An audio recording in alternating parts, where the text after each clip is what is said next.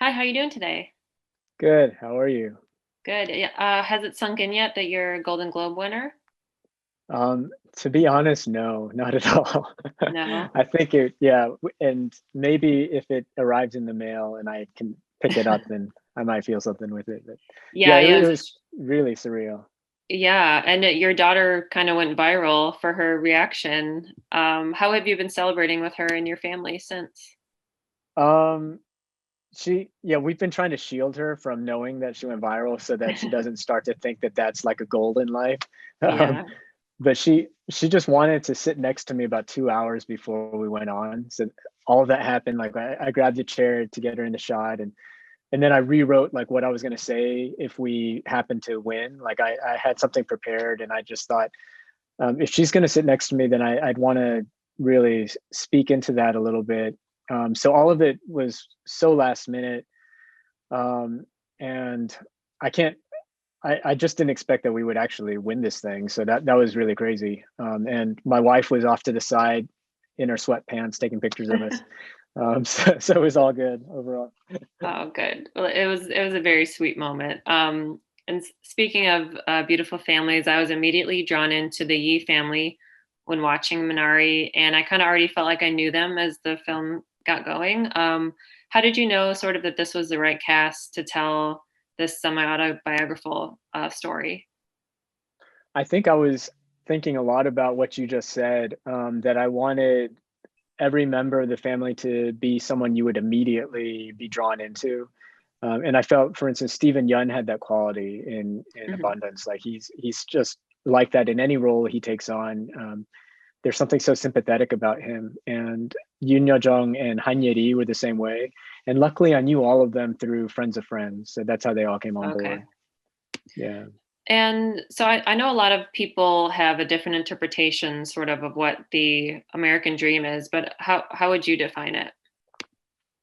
Um, I would define the American dream maybe a little bit differently from other people in that I would look to the people who are allowing that sort of dreaming to happen. And often these are people who are kind of invisible in life. And um, for me, often it's been the women in our family, with my mother, my grandmother, people who kind of my mom worked in a factory, in very dusty conditions, difficult conditions, and made so many sacrifices for me and my sister. And my grandmother, she came from Korea, never learned the language while she was here because she was too busy taking care of me and my sister while my parents were working.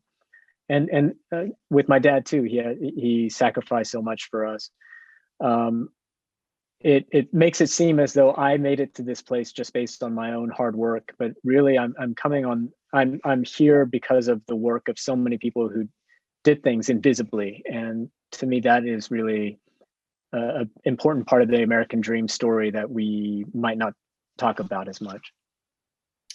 How do you look back on your time growing up on the Arkansas farm? Because I know they show a lot of good and bad things that happen in the film on the farm, but do you look back on those memories fondly?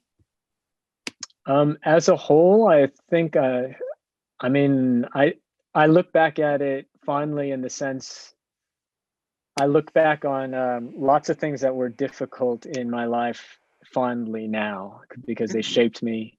There were good times and hard times. I don't know if I would be if I want to go through those things again, but I definitely feel like those were necessary and so good. It's always good to kind of go through things that require perseverance, I feel.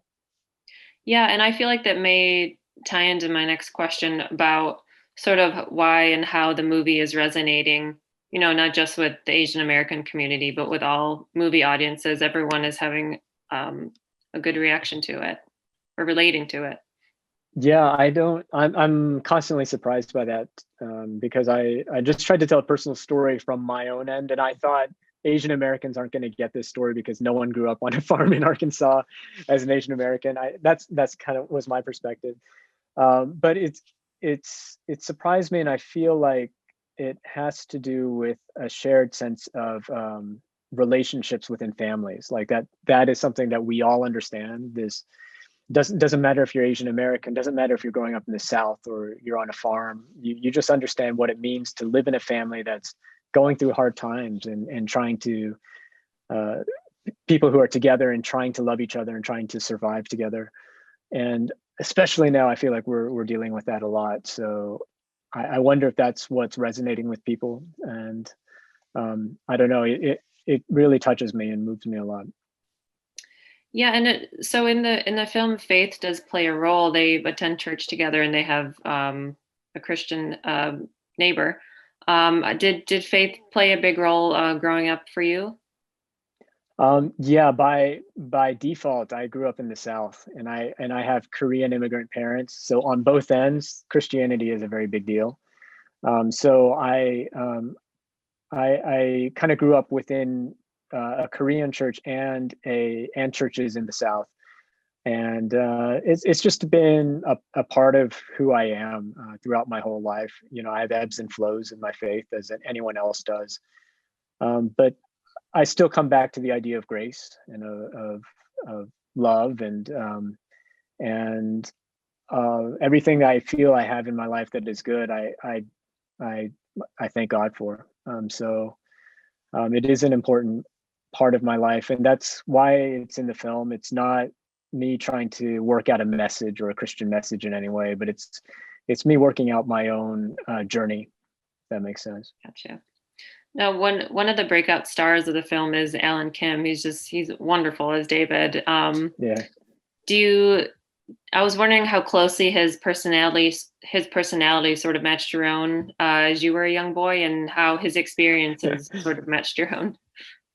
I think I was a naughtier kid than David and Alan. Yeah.